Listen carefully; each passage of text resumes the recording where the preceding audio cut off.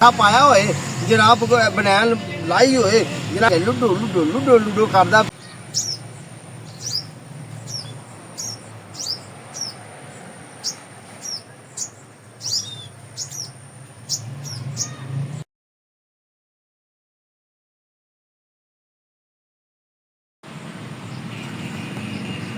अस्सलाम वालेकुम, की हाल ने राजी हो, तबीयत सेहत कैसी है?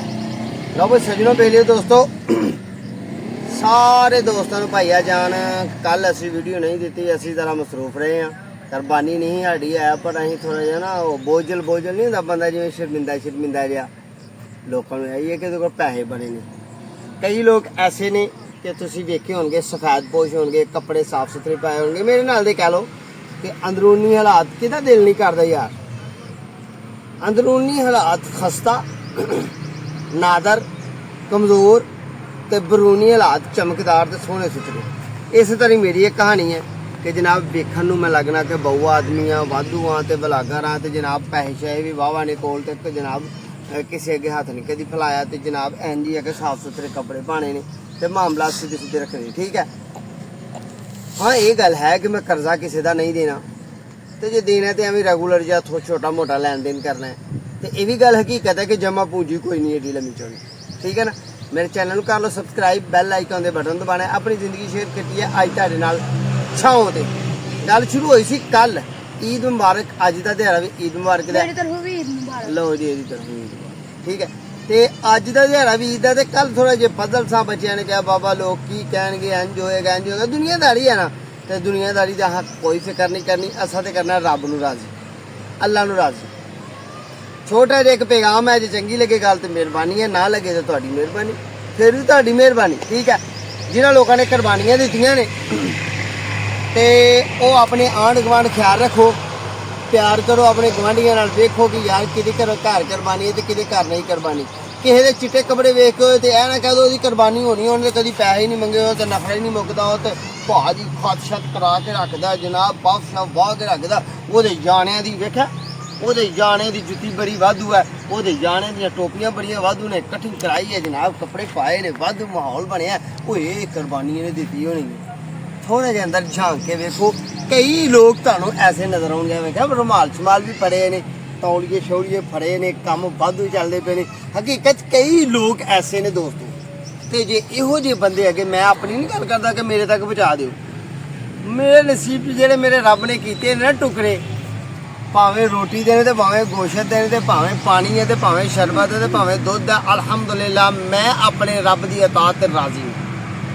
पर मैं एक सबक मूज गल कर दिया, जे मेरी किसी चंगी लगे तो मेहरबानी है भाईया ताड़ी, तो जे बुरी लगे तो बर्दाश्त करो, क्योंकि इन्ना कुछ तुम सोशल मीडिया से बर्दाश्त कर दो तो मैनू भी कर लियो, ताड़ी मेहरबानी। ठीक है, गल इंजी है कि जे कोई सफेद पोश आदमी देखे उसकी जिंदगी के अंदर थोड़े झांकते हो तुहाडी गली महल्ले दे विच, तो मैं समझना सब तो अफसल कुर्बानी वो है कि तुहाडे कोलों मंगदा भी नहीं, हकीकत च कुर्बानी भी नहीं, कपड़े भी वो साफ सुथरे ने, हालत भी वो खस्ता नहीं, अपने निज़ाम नूं चलाई जा रहा वो तो उन्होंने पता नहीं किवें चलाण दिया। ठीक है जी, इंजी है चलो ठीक है। तो कुछ लोग ऐसे ने भाईया सौहरे कुर्बानी लैके जाना है, अम्मा दे कुर्बानी लैके जाना है, अब्बे दे कुर्बानी लैके जाना है, भाजी भैन दे कुर्बानी लैके जाना है। उन्हें ऊँट दिता ही तो मैं वो लेला खांदी है, मैं लेला दिता तो मैं उतों लेले नाल ऊँट वटा लिया ने, इंज हुंदा ना।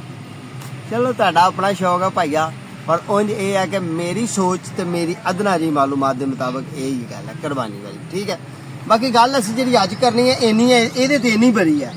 समझदार बंदे वास्ते इशारे काफी होता, मैं एडी लंबी तकरीर कढ़ मारा, वरना तकरीर तो मैनूं बड़ियां होंदियां ने। कई बारी कमेंट आउंदा मौलवी को काम की गल करिया कर, आ जांदा कई बारी गल, वो भाजी नूं नहीं चंगी लगदी, उन्हें तो अखीर यही कहना तेरी कोई गल नहीं काम की। मैं उठ के भाजी कच्छा पाया होए जनाब बनैन लाई होए जनाब इंज इंज लुडो लुडो लुडो लुडो करदा फिरा, डांस करदा फिरा, लोगों ने लाइक भी मारने ने, कमेंट भी मारने ने, वाह वाह वाह, सबसक्राइब भी कर लेना क्योंकि मौलवी नूं ना हो गया। अल्लाह तो निशाद रखे बात रखे यार, अल्लाह पाक साढ़े ईमान की हिफाजत करे, साढ़े जिस्म की हिफाजत करे, साड़ियाँ चेहरियां की हिफाजत करे, साड़ियाँ लादां नूं साफ शफाफ रखे।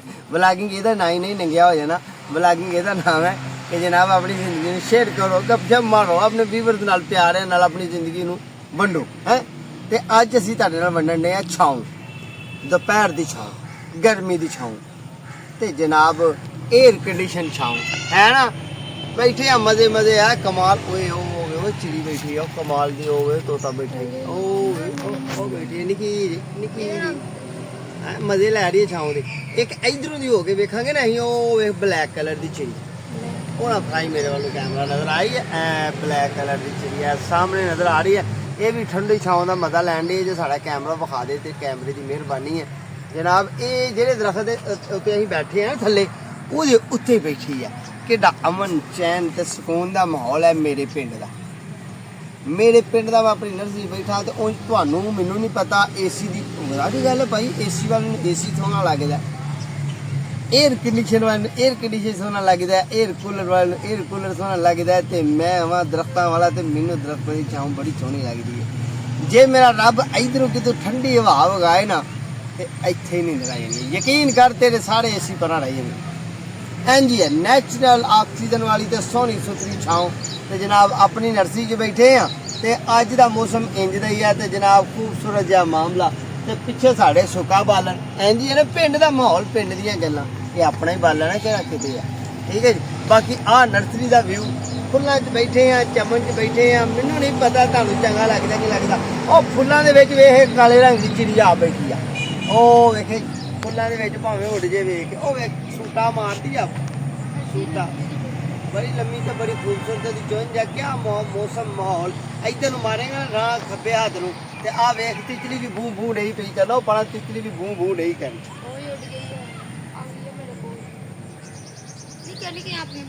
ਨਿੱਕੀਆਂ ਨਿੱਕੀਆਂ ਤਿਤਲੀਆਂ, ਛੋਟੀ ਛੋਟੀਆਂ ਚਿੜੀਆਂ, ਮੋਟੀਆਂ ਮੋਟੀਆਂ ਬੁਲਬੁਲਾਂ। ਕਦੀ ਕਾਂ ਆ ਕੇ ਇੱਥੇ ਕਹਿੰਦਾ ਕਾਉ ਕਾਉ, ਚਿੜੀ ਕਹਿੰਦੀ ਆ ਮਾਉ ਮਾਉ।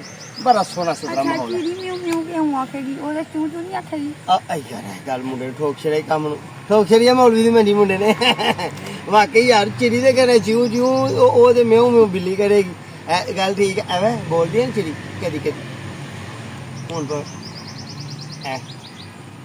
ਬਿਲਕੁਲ ਨੈਚੁਰਲ ਮਾਹੌਲ, ਕੁਦਰਤੀ ਮਾਹੌਲ। ਕਿਆ ਬਾਤ ਹੈ।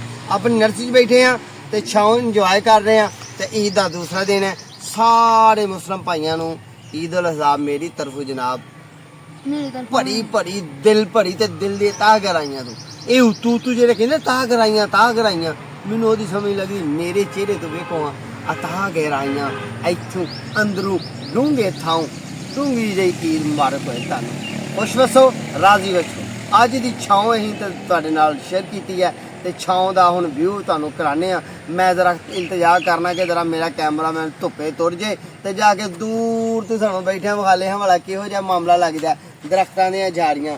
ਅੱਲਾ ਤੁਹਾਨੂੰ ਸ਼ਾਦ ਰੱਖੇ ਤੇ ਆਬਾਦ ਰੱਖੇ। ਦੁਆਵਾਂ 'ਚ ਯਾਦ ਰੱਖਿਓ। अस्सलाम वालेकुम।